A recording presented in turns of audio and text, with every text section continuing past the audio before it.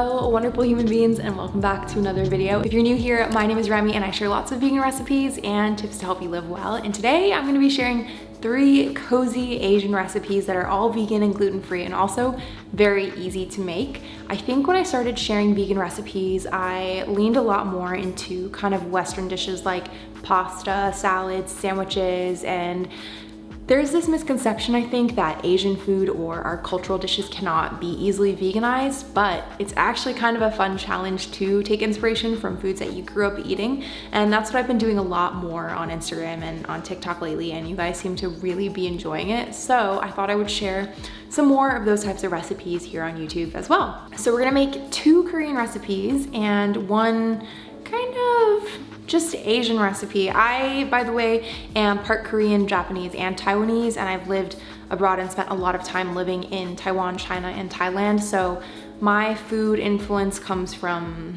I guess, just my life, and it's kind of just a mix of all things Asian. So we're gonna be making bindaetteok, which is a Korean savory pancake with lots of veggies. It's got a mung bean base, super delicious to make. You've probably had it if you've gone to eat Korean barbecue because they'll serve it there. We're also gonna be making a sweet Korean pancake called Hotteok, which has a little bit more of like a mochi texture with sweet rice flour, and it's got a delicious filling of cinnamon and sugar and nuts. And this one is just so good. It's like actually a street food that you would find in Korea, and it's to die for. And then last but not least, we're gonna be making a, well, I like to call it a magic mushroom porridge or cordyceps congee. And it's just a rice porridge that you can make when you're feeling under the weather. So it's got really healing ingredients and lots of mushrooms. So really deep, bold flavors, no meat required. I hope you'll love these recipes, and I will link all of them in the description box below. Let's get cooking. So the first recipe we're gonna make is bindetok, which is a mung bean based Korean pancake. So it starts with split mung beans, of course. You wanna make sure you use these and not green mung beans. And then the second ingredient we're gonna need is sweet rice. This is different from just regular rice. It's a little bit glutinous, which is also gonna contribute to the texture. So please do not substitute the rice. Rinse well, and then we're gonna let this soak overnight or at least for a few hours before we start. Once you're ready, we're gonna transfer the mixture to a blender after straining along with some salt. And then we're just going to blend, and it's gonna turn into our batter. If you need, you can use a tamper to kind of help in between, or you can stop the blender, scrape down the sides with a spatula just to help it all out. Once you have a nice and even smooth batter, you're gonna transfer this into a bowl.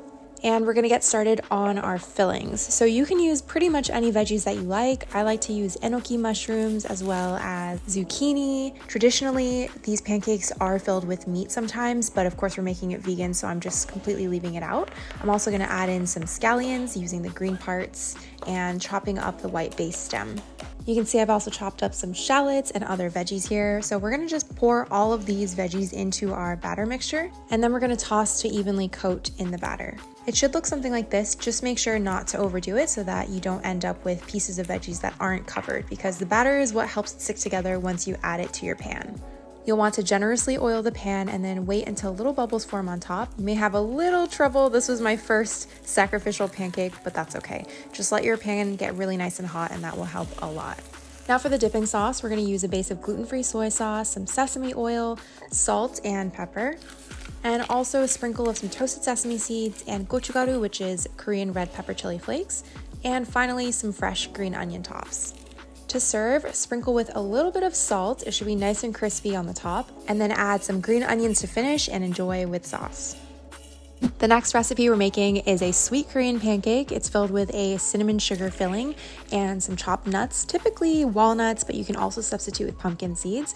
So to start, we're using some warm milk, some yeast, and a little bit of sugar, and we're just gonna let that kind of froth up a little bit. Then we're gonna add our dry ingredients right into the bowl and mix to form our dough. Gluten-free flours can be a little bit tricky, so just use your judgment here and adjust the texture as needed, adding more or less water. Then we're gonna let that rise for a little bit, and it should almost double in size and have really nice bubbles on top. You're gonna punch it down, add any more flour as needed so that it's nice and workable and easy to use your hands with. Because the next step is that we're going to prepare our filling, and that's gonna go inside the dough. So I chopped up some pecans and walnuts. You can use any nuts and seeds that you have on hand, or even sesame seeds if you'd like. Once you have that, you're gonna mix it in a bowl with some sugar. I used coconut sugar, but you could also use brown sugar, and then also a touch of cinnamon to taste. Stir that up, and you have your filling ready to go. Now to assemble, we're gonna grab some dough, and you wanna make sure your hands are nice and oiled for this part because gluten-free dough especially can be very sticky. Fill it up, and I didn't get a very good shot of filling it because honestly this process was a little tedious. You can see I'm kind of patching up the holes with any pieces of dough as needed. Flatten it out into a pancake shape and then add it to a generously oiled hot pan. Hello to my one existing nail. You'll want to be patient with this one, so wait a few minutes before flipping it over to the other side. As you can see, I got a little sploot, but not to worry, it all works out in the end. You can also flatten it out a little bit more easily once it's in the pan, so don't worry too much about creating flat discs with the dough itself. And do your best to make sure that none of the filling escapes. When you're ready to enjoy, they are so delicious with almost like a mochi-like texture and the sweet cinnamon filling. Last but not least, we're gonna make a healing congee. I like to call this a magic mushroom porridge or a cordyceps congee. These are some special mushrooms that I found that are typically found in ground form in a lot of supplements, but you can use any mushrooms that you like. They're really great for immunity for the most part. I'm sauteing the stem of a leek here and then also adding some garlic to get things nice and fragrant along with ginger. Then I'm going to toast the rice. I decided to use long grain rice because I prefer the texture that you end up with when making porridge, and adding to that some mushroom powder and a couple of other spices. Next, we're gonna add a generous amount of water to the pot and then bring this to a high boil and then simmer on low. I also added some veggie bouillon here. This just adds a really nice flavor. And the rest is pretty simple. You just kind of wait for the mixture to thicken up until you reach your desired consistency. It does require a little bit of patience. And for the topping, I'm sauteing the cordyceps mushrooms in just a little bit of sesame oil to get them nice and vibrant and colorful and a little bit more flavor on them. This will be what we're gonna top our porridge with. And when you serve, you can also choose to serve it with a bunch of sauces, fresh herbs, whatever you'd like. It's a very simple, unassuming meal, but it's the most comforting thing, especially when you're feeling a little bit under the weather or just looking for something that feels really comforting and nostalgic. I like to finish with some white pepper and then also some chili crisp on top. And there you have it.